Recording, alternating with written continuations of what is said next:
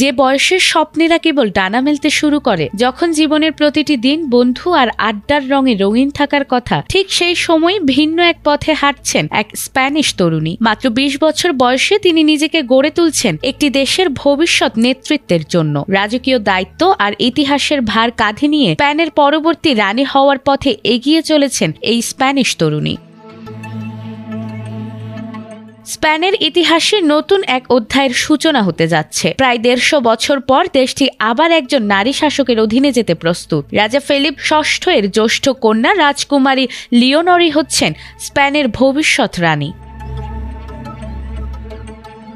2005 সালে জন্ম নেয়া লিওনরের জীবন ছোটবেলা থেকেই গড়ে উঠেছে রাজসিংহাসনের দায়িত্ব মাথায় রেখে। সাধারণ শিক্ষার পাশাপাশি তিনি শিখেছেন সাংবিধানিক আইন, আন্তর্জাতিক সম্পর্ক এবং একাধিক ভাষা। রাজতন্ত্রের নিয়ম অনুযায়ী বর্তমানে তিনি স্পেনের সামরিক একাডেমিতে কঠোর প্রশিক্ষণ নিচ্ছেন। ভোরের ব্যায়াম, সামরিক শৃঙ্খলা ও রণকৌশল শিক্ষা সবই এখন তার প্রতিদিনের রুটিনের অংশ, কারণ ভবিষ্যৎ রানী হিসেবে তাকে একদিন স্পেনের সশস্ত্র বাহিনীর সর্বাধিনায়ক হতে হবে।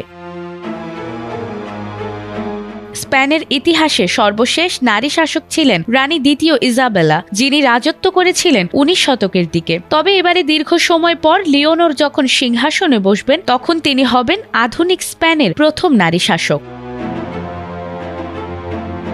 রাষ্ট্রীয় বিভিন্ন অনুষ্ঠানে লিওনরের আত্মবিশ্বাসী ভাষণ ও পরিমিত আচরণ ইতোমধ্যেই স্প্যানিশ জনগণের মধ্যে আশার বার্তা ছড়িয়েছে। গণতন্ত্র ও রাজতন্ত্রের সহাবস্থানে অভ্যস্ত স্পেনের জন্য এই তরুণী এখন ভবিষ্যৎ স্থিতিশীলতার প্রতীক।